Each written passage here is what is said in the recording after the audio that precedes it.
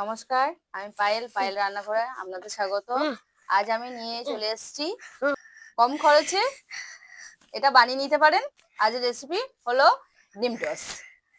বাচ্চাদেরকেও বানিয়ে দিতে পারেন আর ঘরেতেও আপনারা বানিয়ে খেতে পারেন সবারই জন্য। প্রথমে আমি সেলাই রুটিগুলো এইভাবে কেটে নেব।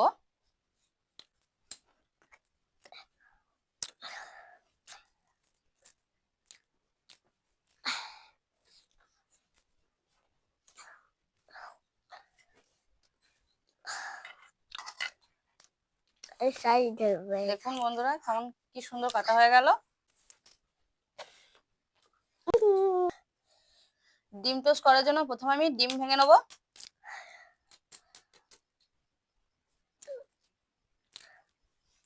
ও আমি ডিমটা খাবো রে। এটাই খেয়ে দিব।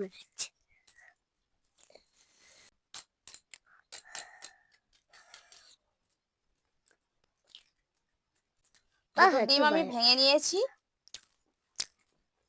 দিয়ে দেবো পেঁয়াজ কুচি,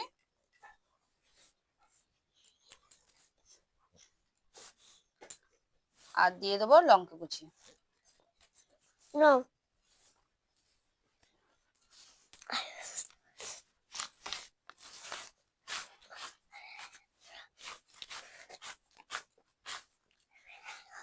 আর দিয়ে দেবো স্বাদ মতো লবণ, চিনি বলতে বললো,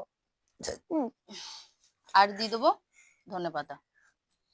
আমি একবার বেঁকে দিয়ে তোমাকে দিয়ে ভালোভাবে ফেটিয়ে নেবো। মিক্সটা করে করে দেবে, সব করে দেবে আপনি জানেই না। এইটা ভালো লাগে, ভালো না, বাসের বোতলও ভালো লাগে। বাসের বোতল নয় এটা, ওইটা বাসের বোতল একবার ঘর ঘর করে দেবে, মিক্স করে দেবে একবার। এইটা আমাকে একটা কিনে দেবে। হ্যাঁ, তারপর কি পয়সা কি পয়সা নেই গো, নেই গো। না তাহলে বাবাকে বলবো কিনে দিতে। না, তোমাকে একবার পয়সা দেবে তাহলে। খুব কম সময়ে এই রেসিপিটা বানিয়ে ফেলতে পারেন। আর আমাদের দাদা বাবা ভালো জানে না। আরে কবে শুভ রে। কড়াতে আমি তেল দিয়ে দিয়েছি।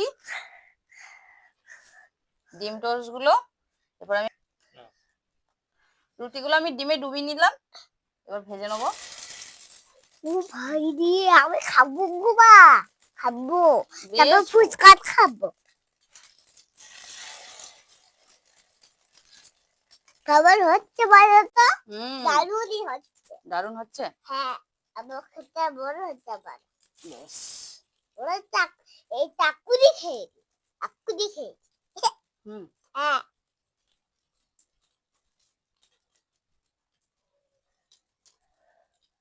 আর নাই রুটি, হ্যাঁ খাবো জন্য।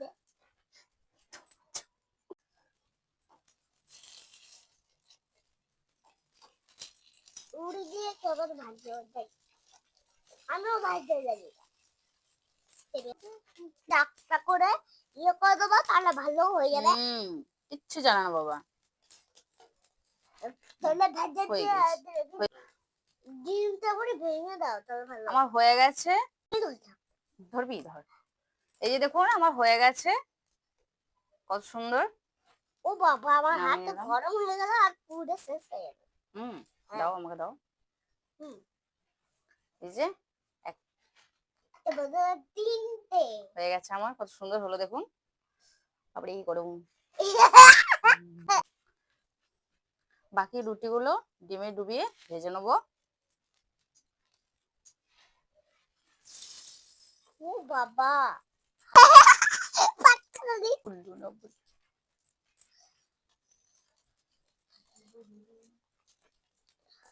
এটা আগে রাখো না, এই ডিমগুলা কি হবে এবারে দিকে। বদমাইশ। ডাকটা করে ইয়ে করে দেবো, তাহলে ভালো হয়ে যাবে।